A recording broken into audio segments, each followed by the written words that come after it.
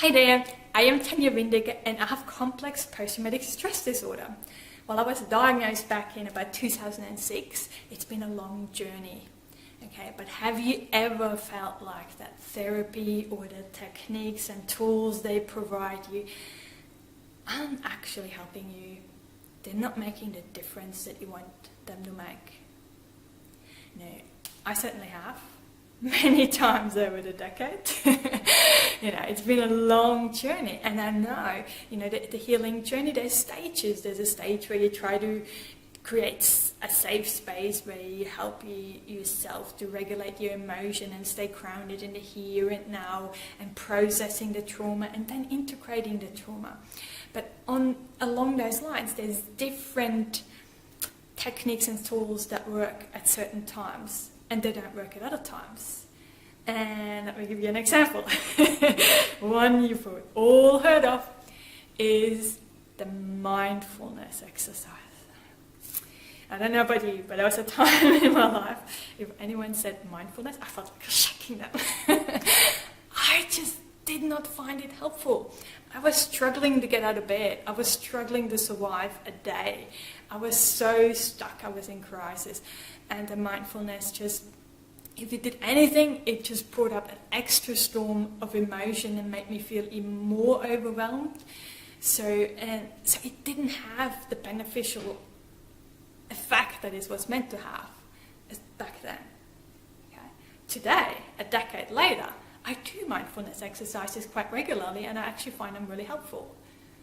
So what I'm trying to tell you is that to be open and curious about trying new things, and just because something doesn't work right now doesn't mean that it will never work for you, but also to be strong within yourself in therapy or wherever, that if something doesn't resonate with you or doesn't give you the benefit that you want, then say so.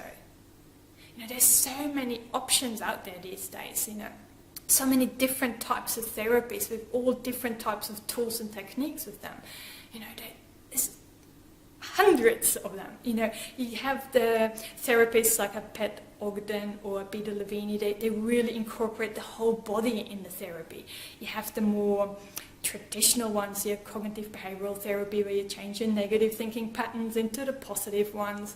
And then you have Steve Hay, who does have the acceptance commitment therapy, and they use a lot of metaphors to really explain feelings and so forth, and I love those as well. So just with those few, you have hundreds of tools available to you.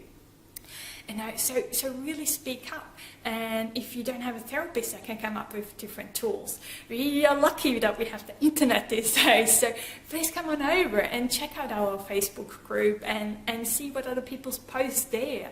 Ask questions down below. See what other people write and the tools and techniques they use that help them. And keep in mind that certain things work at certain stages of your therapy, okay? And that's that, okay? And there's a vast majority, and please don't be like me who thought that just because one thing didn't work and just because it didn't work right now and really, really quick, I was so impatient that they will never work for you. Okay, as I said, I was having 2 therapy sessions a week, and I had a crisis team on top of that helping me initially because I was a mess. I was really, really struggling.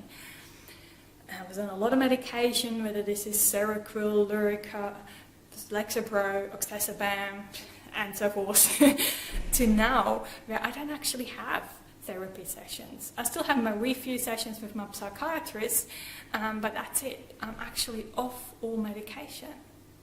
And I really want you to know that this is possible for you too, as long as we can stay open and curious about finding new things that resonate with us, that can help us in whatever stage of the healing journey we are on. And just please know, it is okay to reach out for help. Okay, so go down below, ask questions, send me emails, whatever it is that you need. But please stay open and curious. And with that, lots and lots of love and rainbows to brighten up those tough times. Bye for now.